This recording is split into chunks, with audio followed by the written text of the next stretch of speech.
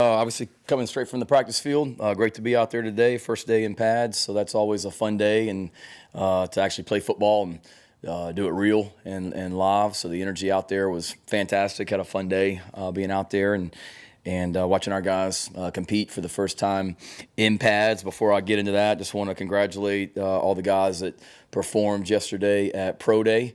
Obviously, a lot of guys had some outstanding days from seeing it with my own eyes and then talking to NFL personnel people later. It was amazing the amount of general managers, vice presidents of teams, head coaches of teams that were here.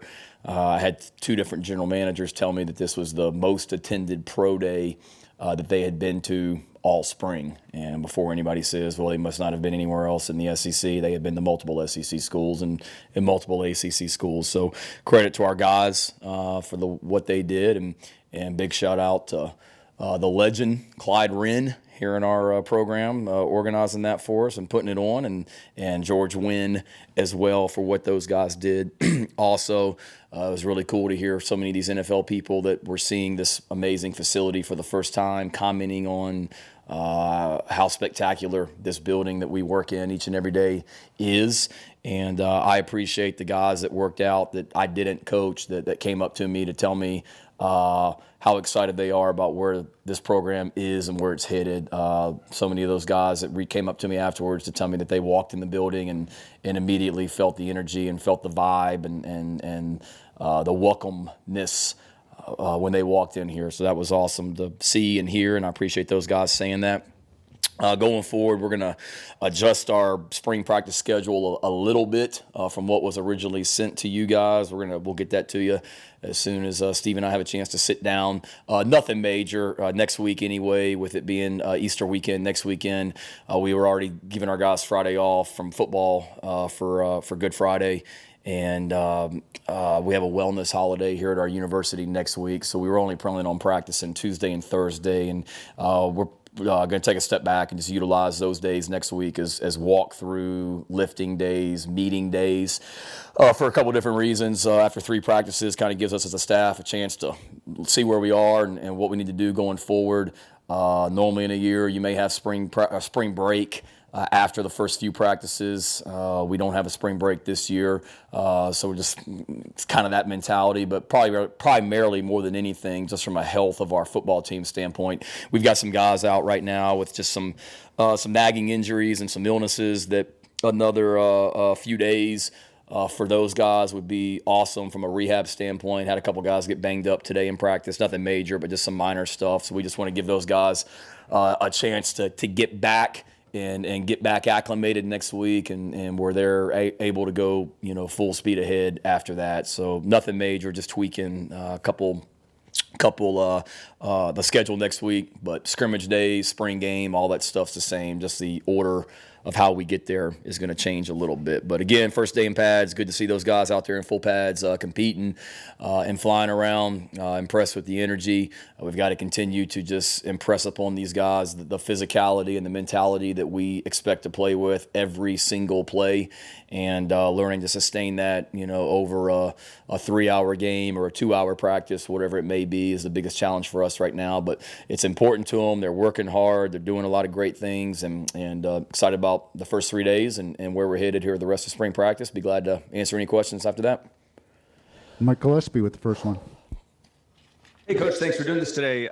Just had a quick question about sort of, the way you play running backs. Do you like to have like a clear-cut guy, or is it kind of like running back by committee, or whoever has the hot hand? Like, what's your philosophy on that? Yeah, kind of all the above. I mean, you can't expect one guy to play every single snap, so we're certainly going to have a rotation. Now, whether that's a 2-man rotation, 3-man rotation, certainly we'll look into that as we go into the season, and the more the better. I mean, we were coming from Oklahoma. We had a great rotation with, multiple guys, 2, 3, 4 guys even, at different places I've been. Same thing in my second year at Georgia. We had Nick Chubb, Sony Michel, and DeAndre Swift with Elijah Holyfield as the 4th guy. So you want to get your best players on the field, and we have an offense where we'll have certain packages for certain guys.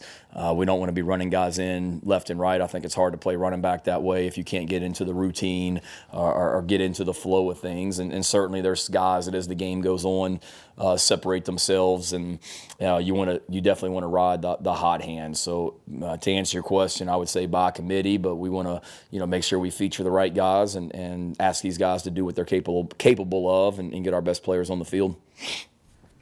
Rick Henry. Hey, Shane, thanks for your time today. A couple of things for you. First day in pads, what did you think of the physicality and aggressiveness? And was there anyone out there that you had to hold back a little bit? Man, I thought the physicality was good. It's never where you want it to be. It was a day one. It's the first time these guys have put on pads since December.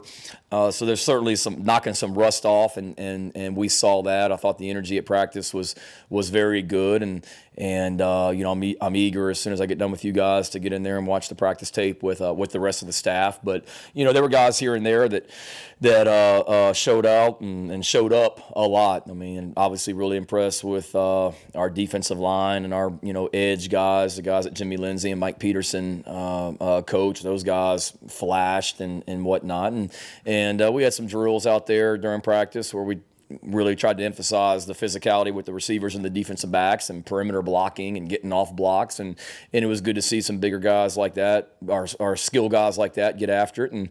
And some competitive special teams drills we did as well.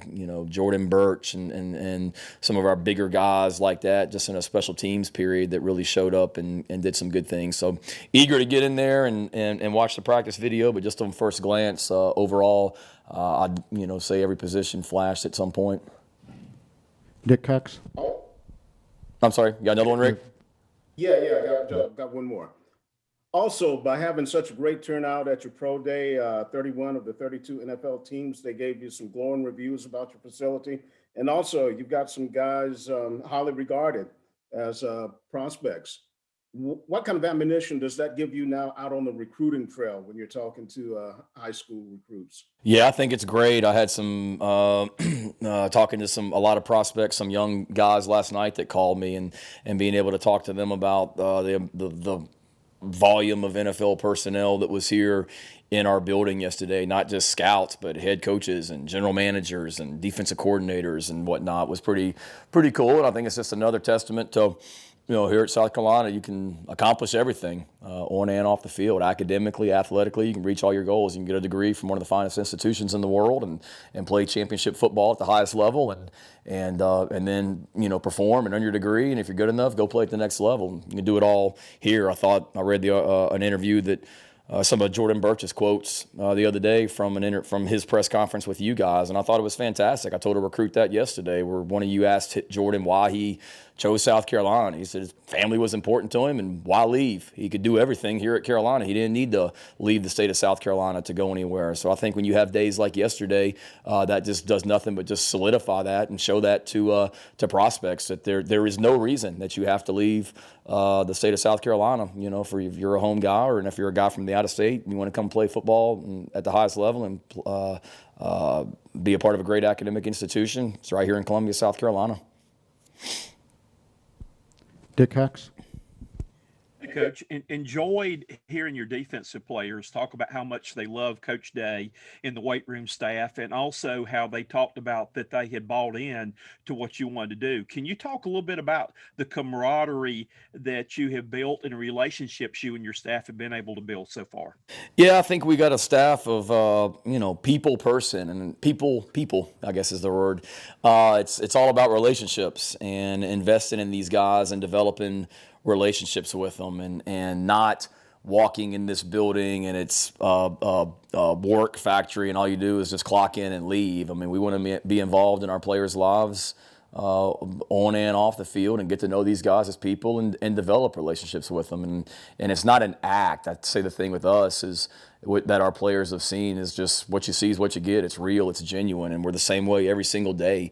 And Luke and his staff really care about those guys, Derek Moore and Connor Shaw, and what they do, downstairs with our guys on a player development mentality, and all the people in this building. It's great, how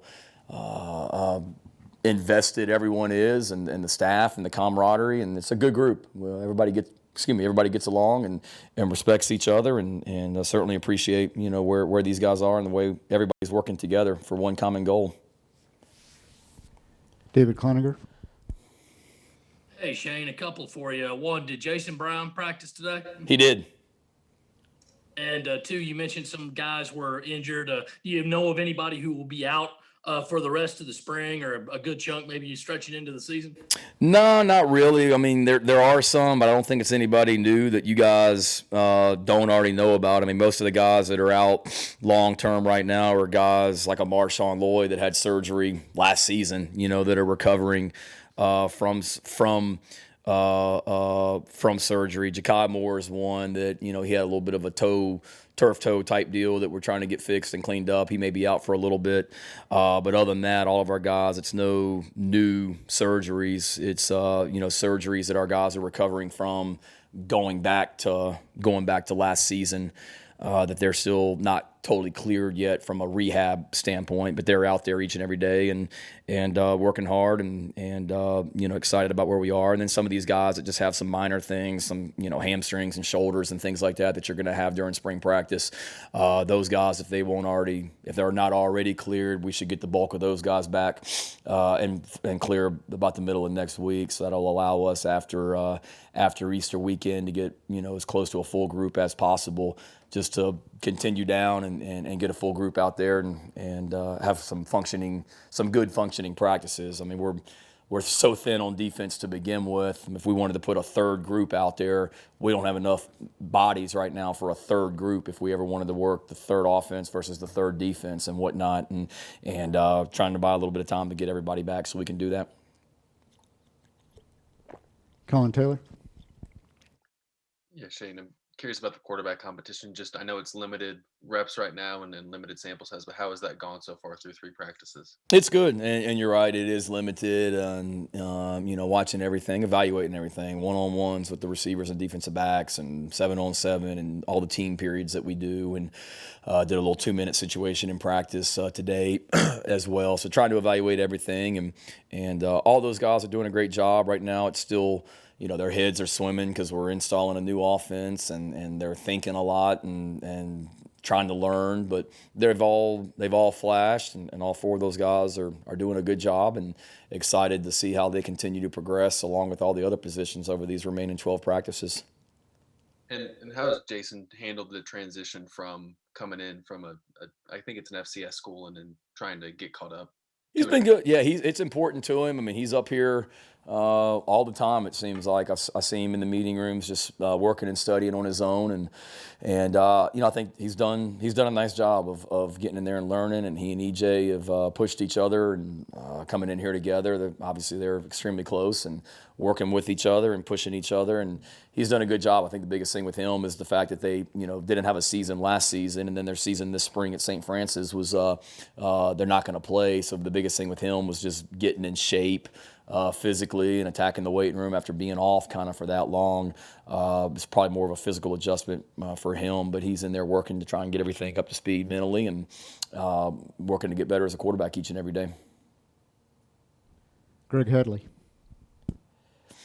Hey, Shane, just looking at that wide receiver position, that's a group that has to replace a lot of production. What have you seen has anyone impressed you so far? And is EJ Jenkins going to be working more there at tight end? Yeah, EJ's a guy that we're trying to figure out where he best belongs, and with all of our guys, Nick Muse is a tight end, Jaheim Bell's a tight end, but you'll see them lined up all over, and that's what we want to have in this offense, is just the flexibility to move guys around. And so EJ's a guy, he's a little bit of everywhere right now and being asked to do a lot, and we'll see. We want to get our best guys on the field and be able to create matchups, and we certainly can do that with him. And I'd say all those receivers have really done some good things. I've really been excited about Ortre and some of the plays he's made over the last couple of days, and the mentality that he's practicing and working with, and and Josh Van had a great catch the other day. Rico Powers, made some nice plays in practice here over the last few days, and there's a lot of them. I don't want to go in there and name every single guy, but I think all those guys, they're working hard, and Coach Stepp is doing a great job coaching them and instilling in them the way that we want them to play and their mindset. And Jalen Brooks, he's one that seems like every day he just works, man, and just continues to lead the way, and an impressive looking guy in the way that he's carrying himself and working.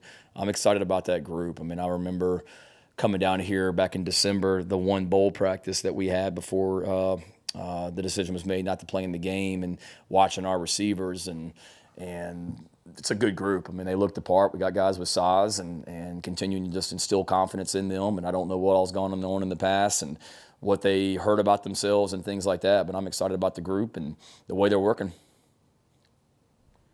Hilmer Granahan. What have you seen from Luke Dodie so far these first few practices? And can you guys get a sense of how he's sort of developed over the last year since he's, older and more into college and all that kind of stuff? Yeah, no, I've been impressed with him. He's trying to lead. He's doing a great job every time he takes the field of being a leader and the mentality and understanding the guys on offense are looking to him right now because he's the quarterback that's with that first group offense, and he's doing a great job of that. And you forget he's a freshman and is not an older guy because the way he carries himself and the respect he has on the team, it's like he's a senior, which is a testament to him. But trying to clean up everything, he didn't get a full season of being the starting quarterback last year, as you guys know, and he's still very young at the position. But a great leader, really good athlete, runs well, throws well. I've really been impressed with him and excited to continue to watch his progression throughout the spring. Mitch Brown.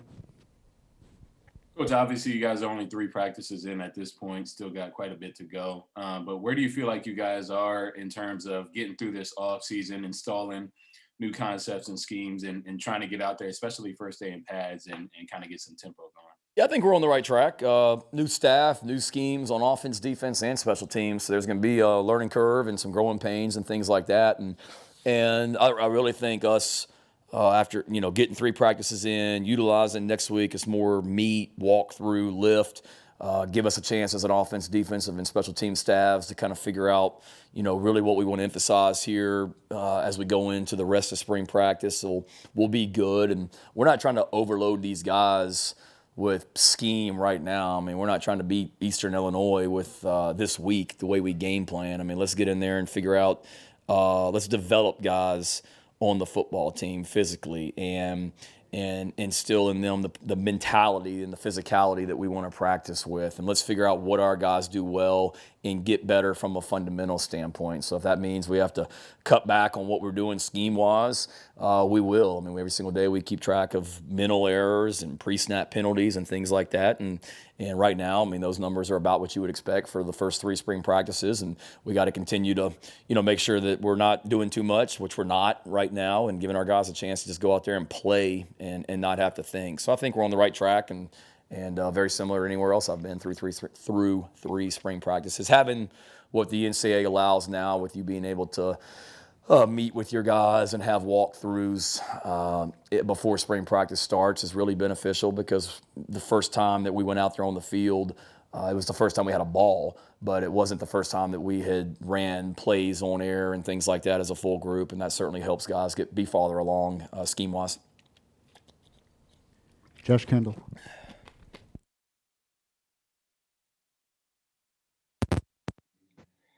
Hey, Shane, did you have a previous relationship with Tonka Hemingway from recruiting? Knew of him. Obviously, no, not really, to answer your question. I mean, I knew of him, knew what kind of player he was. South Carolina was my area, like the East Coast was in recruiting when I was at Oklahoma and Georgia and other places. But as far as directly being involved with his recruiting, no. But certainly knew of him. He's a 3-sport high school guys, I'm sure you know. I think most of the research now is talking about the long-term benefits for multi-sport guys once they specialize. Where do you fall in that debate in terms of, what benefits do you think guys have who or women who our multi-sport athletes coming up?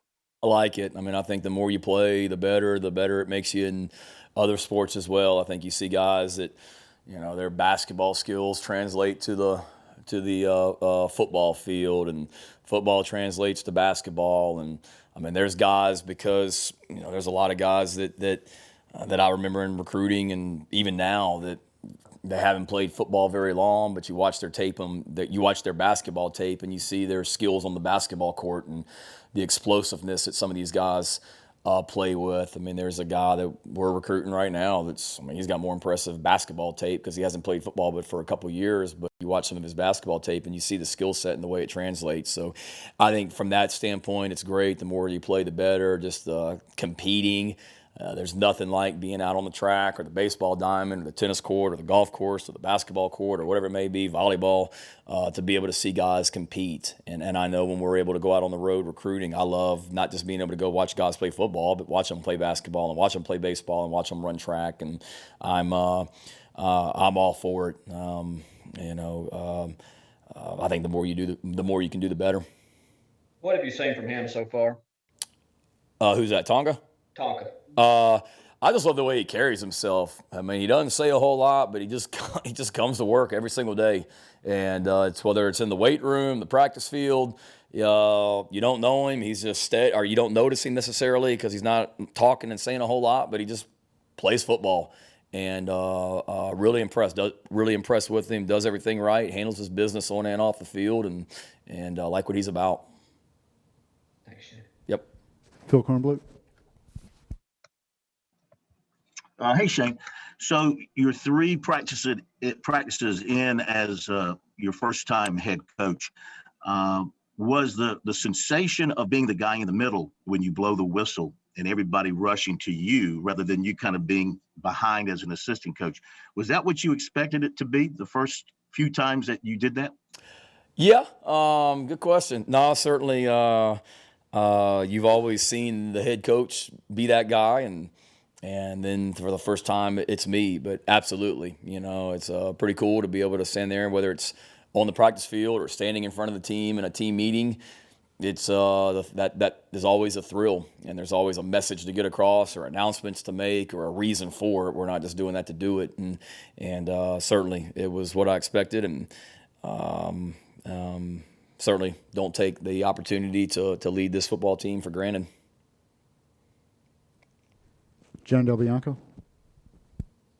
Shane, there's so much turnover in the secondary from last season to now. What have you seen from like returners like Cam Smith and RJ Roderick, and then some new guys on campus like Marcellus and David Spalding? Yeah, excited about those new guys, Marcellus, David. I mean, they're working hard, doing a good job and flashing. And then, Cam's done a nice job. RJ's done a nice job. OD's done a nice job. A lot of those returning guys, they're getting a lot of reps because you're right. There's not a lot of guys out there. And so we're certainly thin at that position, and Torian's doing a fantastic job of coaching those guys, and they're getting a lot of reps and doing some good things. I mean, they look the part, they got size, and they're what you want guys in the secondary to look like. And now for them, it's just understanding the system that we're playing and what we're asking them to do, and continue to produce and make plays, and not just in the passing game, but obviously in the running game, and playing with the physicality that we need them to be defensive backs in this league. This early into camp, are they, changing positions, or are they kind of set and working at one spot? They're kind of set. I mean, we're not going to, ask guys to play like 7 different positions on defense. The more you can do, the better.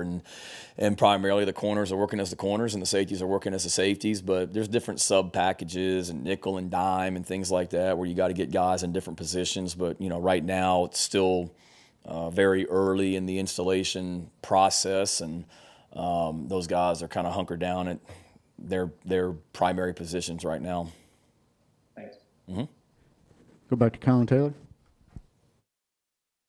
I'm curious now, after 3 practices, concern's not the right word, but what are some things that you'd like to see improve as you go through the next couple days and into April that you'd like to see really improve that came from these last 3 practices? I just think the mentality and the physicality that we want to practice with from start to finish, for sure. Not that it was bad, but we got to continue to sustain that, making sure our guys understand there's another gear that they can hit out there. They're working hard, but there's another level that we all got in us as well, and continuing to push through and find that and sustain it, and just to continue to increase the depth that we have, particularly on defense. As I've talked about before, we're super thin at linebacker and super thin in the secondary right now, and it is what it is. I mean, it's not like it's changing. So we just got to continue to make sure we develop enough guys that can help us at those positions, and that's the main thing. I like the way they're working, and the energy's been good, and there hasn't been a day where I walked off and just said that was a bad practice. Now we've only had 3. But it's been impressive, and I like the way these guys are competing. They're hungry to get better. We just got to continue to do that each day. And I think in your first meeting with the team, you talked about earning their trust and making sure that they trusted you, you trusted them. Is there a secret to doing that, or how, as a head coach and a coaching staff, do you go about earning a player's trust? For me, it's just, if I say something, I'm going to do it, and just not saying one thing and doing another. And if I ask them to do something, it's for a reason. If I tell them I'm going to do something, I'm going to do it. I'm not going to lie to them. It's about just being honest. And I think just the consistency that I and the staff and the people in this building, just carry themselves with each and every day, that it's not one person one day and a different person the next. It's you're the same person each and every day, and those guys see that, and that's what I try and do. And hopefully in the end you earn that trust. John Whittle. Two things for you. Who has been working at the nickel position for you guys, and is there anybody who's yet to come into school who you envision working at that spot when they get here? Yeah, we're moving different guys around, whether the package is a nickel or a Sam linebacker out there in space. We're utilizing different guys there, and then as we get into the guys that are coming in the spring or coming in the fall, we'll figure that out then. We got enough guys out right now. We're trying to figure out to coach the guys that we have here right now, and then we'll get into who's playing where with the rest of the group when they get in here also. Do you have a feeling on when you want to know who the guys are who are primarily working at that position?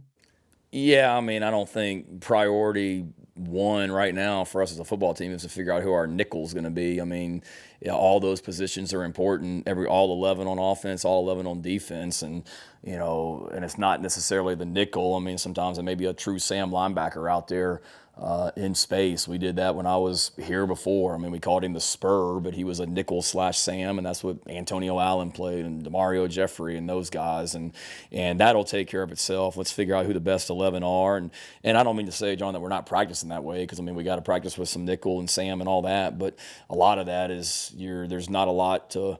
There's not like a whole separate group of nickels. I mean, it's basically your outside linebackers and your DBs, and somebody's going to step up, or they have the physicality to fit the run and the coverage ability, and that's a key position, and there's no question about it. I don't mean to make light of it, but we'll figure out who the best 11 are and who those best 11 guys are. That's who we'll go play football with, whether that guy's a DB or a linebacker out there in space. And RJ Roderick spoke very glowingly about his relationship with Derek Moore, called him Unks as they speak every day. Has he developed some of the relationships with more players, not asking specifically who, but has he developed the kind of relationship with the players that you expected on an individual basis? Yeah, he's been beyond fantastic. What him and Connor are doing, I rely on those guys a lot, and he and Connor have done. Their offices are right next to each other. They work together. They're fantastic with our players, and being able to communicate with them and develop relationships, because Demo's not a guy that just sits in his office every day and the players come see him. I mean, he's never in his office. He's everywhere throughout the building. He's in the weight room, it seems, for literally every single workout that our players have. Sometimes I think he's a strength coach in there as much as he's around the guys in the weight room. And but that's what you want, is that guy to be involved and be visible and be here literally every single day from start to finish, and all over the practice field. And that's him. Today, seeing him in the special teams drills, he's down there encouraging and cheering guys on. Seeing him in some O-line versus offensive line versus defensive line one-on-one reps. He's down there in the middle of that, and he's loving it. I don't know if anybody's having more fun out there than he is, and I'm glad he's on our side. Helmer Granahan. A couple of things, kind of following up on what you said about Luke Dodie and first team reps. Is that just been a result of Jason having to miss some time, or are things going to look different when you guys get back to going on the field with the quarterback reps? No, I mean, I think primarily it's we're competing every day, and Luke started out that day. Started out the first day is with the first group. He's the returning quarterback. He's the only one that's really got experience here, and that's kind of where we started. But every single position we're creating competition, and I don't mean to say that Luke has taken every single rep with the first group. I mean, we got 4 guys that are in there competing with Connor, Colton, Jason, and Luke. So all those guys are in there working and getting reps, and Coach Sat's handling that rotation and who's going to win with which group and things like that as well. So all those guys will get opportunities if they earn that opportunity. Somebody's got to come and be better than Luke, and if nobody does, then Luke will continue to get the reps with the first team. It's certainly a competition, but those other guys, they got to make it a competition as well too. Yeah, has Kivion Mullins been able to practice at all? He has. Okay. And last thing with the offensive line, obviously there are a ton of guys who started and played a bunch. How is that group looking compared to what we got to see in that limited? Good. That's a group, like you said, they've got a lot of experience. Those guys are coming back, and we got some depth there, and it's just continuing to, develop those guys as well. Excited about, Jazz and Jordan Rhodes and some of the things they've done here early on in the first few practices as well. And all those guys, we're just trying. That group needs to be a position of leadership on the offense with the experience coming back and the positive energy that Coach Ad is coaching them with. I mean, they're enjoying being out there and fresh start for those guys, and they got to continue to come along and be leaders because that's the position that brings back really the most guys that have played meaningful snaps. So it all starts up front. We make a big deal here about stopping the run and running the football, and it all starts with those guys on the offensive line and defensive line. And when you have those two positions as a position of strength, which I think we do, you got a chance. Mike Gillespie. Shane, obviously spring game details released today. Just wondering how important it was in your discussions with Ray Tanner and others to get some butts in the seats and, get some fans in the stands to watch this team as they end their spring practice. Huge. Obviously we got such an amazing fan base here with Carolina athletics that are hungry. So to have a Williams-Brice as full as possible. Obviously, COVID and being smart with that, obviously we want to defer to health officials and what's best, but the more people we can have in there, the better. It creates energy for our players. It creates energy for our program. It creates energy for this city and our university and fan base. And there's certainly, there's a lot of excitement about Carolina football right now, which I'm excited about. And the more that we can emphasize that and get guys out there to see our guys perform and our guys being able to perform in front of people, I think is great. And the more the better if we're allowed. Dick Hux. In talking with the players on Monday, I heard a word that I have not heard in a long time, and that was they said they are having fun playing again. With everything you've got to do and put in, how much of a priority has it been to make football fun again? As much as we can. I mean, this is the SEC. I mean, it's hard work. It's demanding. This isn't easy. That's why very few high school prospects in the country are able to play at this level. I mean, it's football at the highest level, so it's not easy by any stretch of the imagination. But we want our guys to look forward to coming in this building each day. And the last thing I want is for those guys to park in this parking lot here at the facility and walk in those doors and dread coming in this building. And they understand that when they walk in this building, it is going to be hard. It's going to be demanding. They're going to be held accountable. We're going to coach you hard. But there also needs to be a joy about coming here each day. And I've said it to you guys before. When my alarm goes off in the morning, I cannot wait to get back in this building and get around our players. And I want our players to feel the same way when they come in here as well and enjoy coming here and wanting to be around here. and I think we've right now we've got a great thing going, and those guys are here a lot beyond what we ask them to do, just hanging out, coming in coaches' offices. I mean, a couple guys came in my office last week and just sat there and watched the NCAA tournament with me, sat on my couch, and we watched games. I love that. You know, the more we can do of that, the better, and it's all about developing relationships and making this a place and a program that people want to be part of. Thank you. Thank you. Jen Del Bianco. Shane, who's repping at punt return and kick return right now? We're getting a lot of reps just trying to figure out who can do that. So we haven't done any kind of live special teams drills or special teams work right now where we have a punt returner, kickoff returner. We're trying to identify who can catch a punt and who can catch a kickoff and be productive once they do that. And once we figure out who best does that, then we'll start getting into some 11-on-11 work and identify those guys, which we probably won't get into a whole lot of scheme standpoint from a kickoff return and punt return standpoint this spring. It's more technique, fundamentals, competitions, things like that, more so than scheme, because you know, in college football, every single week, the opposing team you play, more than likely, they're going to line up differently than the team did the week before to punt the football. So we're not going to put it in a whole like punt return system, but we will give a lot of guys opportunities to show what they can do. And you know, there's some candidates back there right now, and give me another week and I'll probably have a better answer for you. Does Pete Lembo specifically coach those two parts of special teams, or do you have, you know, like wide receivers coach and DB coach? Pete is the special teams coordinator, so he's in charge of all of it. But it's not like when we do special teams that all the assistant coaches just go and stand on the side and watch. Every single coach is involved in special teams, other than, you know, the offensive coordinator, defensive coordinator, O-line coach, D-line coach. And then there's certain things they're involved in. Atkins is involved with field goal. Jimmy's involved with field goal block. But to answer your question, Justin Stepp and Montario Hardesty, they're working with our returners. Thank you. Thank you.